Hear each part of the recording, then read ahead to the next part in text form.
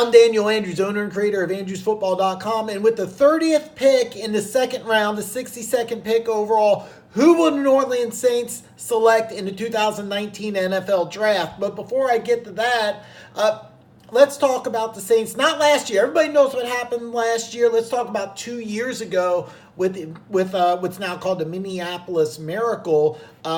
If you're not familiar with the play, two Saints defenders kind of took each other out with about, I think it was 8 seconds left, and the Vikings ended up completing, I think it was a 64-yard touchdown pass. So it really should have just been a 15-yard out. Ended up being a touchdown with, I think, no time left or 1 second left, giving the Vikings the lead. Now, 99 out of 100 times, the team on the defensive side of the ball wins that game. It was just one of those weird fluky things. So I thought the Saints 2 years ago had the best team in the NFL. Now, what happens if they do win that game? Do they play Philadelphia instead of Minnesota? Now, Philadelphia just blew out Minnesota, but do the Saints get blown out by the Eagles? I don't think so. And the reason why I say that is because Minnesota was not a team really equipped to deal with a shootout.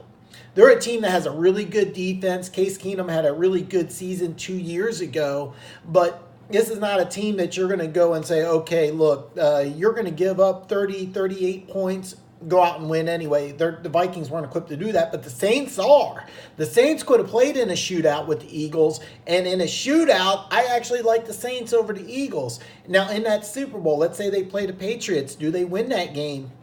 I think it would be a coin flip. And then last year, of course, everybody knows what happened. Let's say the Saints get that call. They go to the Super Bowl. What happens? I actually think that if they went to the last two Super Bowls, because in my opinion, I think the Saints were the best team in the NFL the last 2 years. And I think if they go to the last two Super Bowls, I think they win at least one of them, if not sweep the Patriots. And we're now having a conversation of, can the Saints three-peat instead of can the Patriots win 3 out of the last 4? And so that's an interesting topic. Here's another question. Why don't more people consider Drew Brees the greatest quarterback who ever lived? It's a legitimate question. Now, he has 74,437 passing yards, number one all time. 520 touchdowns. He will sometime in October hold the record for most passing touchdowns and yards. Here's another thing. The last 3 years, 70% completion percentage. That was 2016. 2017, 72. Last year, 74.4. The guy's completing 3/4 of his passes. How ridiculous is that? I mean, I can make an argument. Look, since he's been with the Saints, 67.3% completion percentage.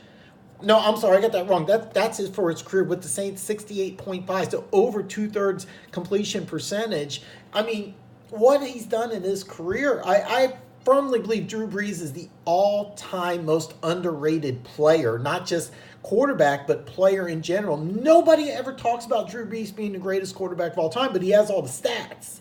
So that's something I'm asking you. So if you get a chance on the comments here, give me a reason. Why don't more people consider him the greatest quarterback of all time? Is it Super Bowls? If so, how many does he have to win? Does he have to win one more? Does he have to win two?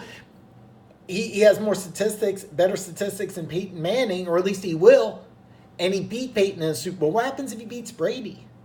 So that's kind of an interesting debate, and I'm going to get back to the topic here. Now, for those of you who don't know, the Saints traded this year's first-round pick to the Green Bay Packers to move up in the draft to select Marcus Davenport out of University of Texas, San Antonio. Now Marcus Davenport is a really interesting draft discussion because a lot of people thought that he was a top 10 talent, and other people thought he was a mid-round talent because he played at a smaller school, but he had all this potential. Some people thought he was like a DeMarcus Ware type player. Other people thought that he was a guy whose athleticism caused him to excel at a small school, but you can't use athleticism in the NFL. There's very, very, very few people that can just walk into the NFL, not really be a good player, but just be a great athlete. And Davenport, as great of an athlete as he is, he's not that type of an athlete. Now, he had some injury concerns or some injury issues, had 4.5 sacks. This year, he's going to be the starter. He's going to play full-time. The Saints are expecting him to be a double-digit sack type of guy. We'll see how good he can be. Now, the Saints also traded a third-round pick to get Teddy Bridgewater to be the backup. And some people thought that they were going to sign him to a long-term deal so he can be the heir apparent to Drew Brees. Some people thought this was trade bait. But they did re-sign him this year to a one-year deal. So he's going to be the backup. And some people still think that, hey, we're going to keep him. And then when somebody gets hurt, if somebody gets hurt, somebody wants a quarterback, we got one of the best backups, if not the best backup. Because here's the deal. Brees goes down, they can insert Bridgewater, and I think they can still make the playoffs. He's that good of a player, but you need him in the right system. He's in the right system. Ignore the last game of the season where he's playing with backups. That doesn't count. Bridgewater's an excellent backup and actually could probably start for, I'm going to say, about 5 to 9 teams, I think, this year. And they also don't have a fourth-round pick because they traded Eli Apple from New York Giants, and now he goes back to the Ohio State Buckeyes. And I said Buckeyes because you got Von Bell and Lattimore, who's also played with him in college. I was told that they asked both those players, and don't forget Michael Thomas. So they asked all three of these guys about Eli Apple. They all said good things about him. They're all excited to get their teammate back. This is a guy I think just needed a change of scenery because he was drafted 10th overall. And even though he had the athleticism to be a first-round corner, he was a redshirt sophomore. I really thought that was kind of a bad situation. Put him in a good situation, change his scenery, and he's really playing like a good player. Eli Apple, Lattimore on each side. The one thing about the Saints that really intrigues me is that a couple years ago, if you had said, hey, Saints got top 10 defense, I might have laughed. Now they legitimately have a top 10 defense. This is one of the best defensive units in football.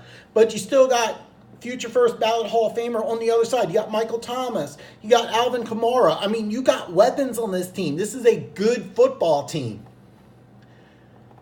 So here's the thing. With trading the first, the third, and the fourth for players this year, what are they going to do this year in the draft? Well, my thought process is that since you traded 2019 draft personnel for players that can help you in 2018, whoever you draft this year is going to help you down the road. So my guess is that the Saints are looking for depth and players for 2020, not players for 2019.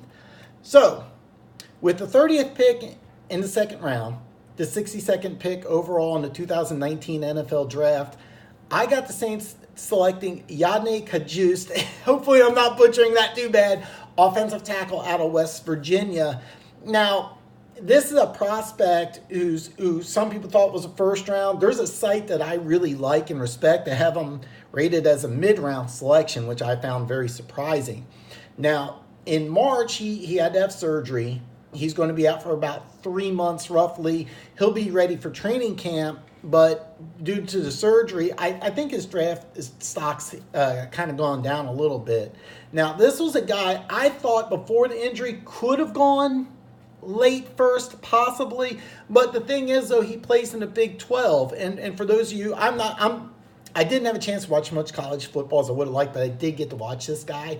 He looks like a first-round player, but you have to understand in the Big 12, out of all the Power 5 conferences, the Big 12 is less known for their defense than any of them. I mean, this guy's not going against SEC caliber defensive players. He's not going against future NFL players like he would if he was in the SEC or the Big 10 or even the ACC, or that's the ACC and the Big 12, a couple times a month. He's going against future NFL players. He's playing against guys that probably aren't going to be NFL players playing in the Big 12. So I think that he's a guy, if you draft him, he's not a day one starter. That's why in my mock draft, even before the injury, I didn't have him in the first round. I would have had him going probably in the top 7 or 8 picks in the first round.